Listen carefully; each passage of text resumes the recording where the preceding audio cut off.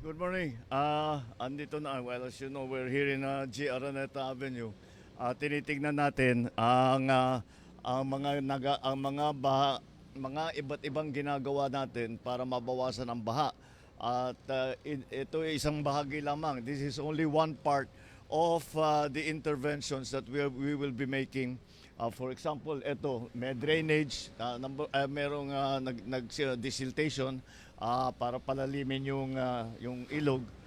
Tapos yung nailagay doon na malaking tubo, yun ay para sa drainage din, para yung magkatubig ay dadalhin dito. Tapos bukod pa ron, meron na tayong pump dito, may bomba na rito para pagka meron na namang tubig na dumarating dito dahil dito historically pagka masyadong malakas ang ulan o kahit na may ulan, basta may ulan lang, baha agad dito eh.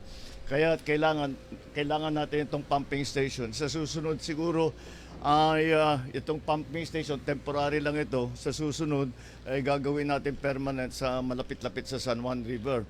At isang bahagi lamang ito sa napakalaking plano. Ito yung mga pinapakita sa atin. Meron tayo kasing NOAA study na ginawa ilang taon na. Ngayon pa lang natin talagang ginagawa lahat ng mga rekomendasyon doon sa study na yon.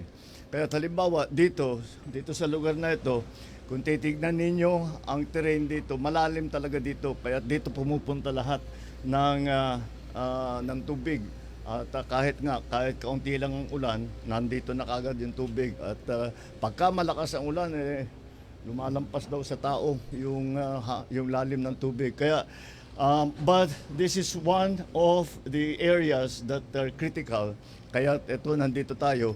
But it is not the only area that we are doing this kind of interventions to make sure that we find a way to bring the water, na ilabas ang tubig. At para naman, hindi na masyadong mabaha.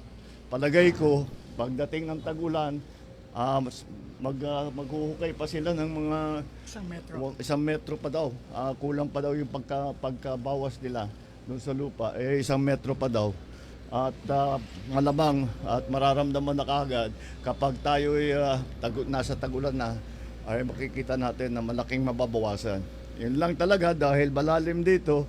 Kapag napuno yung ilog, wala na talagang pupuntahan yung tubig. Parang ito yung nangyayari doon sa mga coastal area na kahit na binobomba natin yung tubig kung high tide, wala rin pupuntahan. Ganon din pagka yung ilog ay napuno.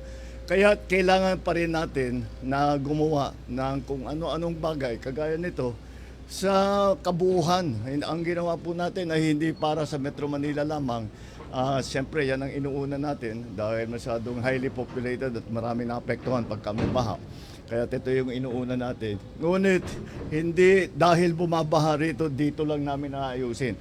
Nahanap na kung saan nanggagaling yung tubig at gagawa naman ng paraan doon para hindi na bumaba ang tubig, para hindi na mapuno yung ilog.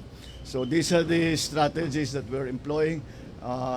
It will take a little time but we've put in a good start. Itong pipe laying na ito, matatapos ito by May. By next week po. By next week, tapos na ito. Yung pumping station naman ay titignan natin. Baka we can maumpisahan na natin na end of this year or next year.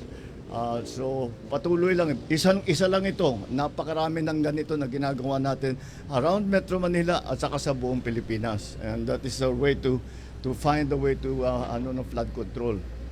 Okay, sige. Maraming Thank you very salamat. much. Thank you. Good morning.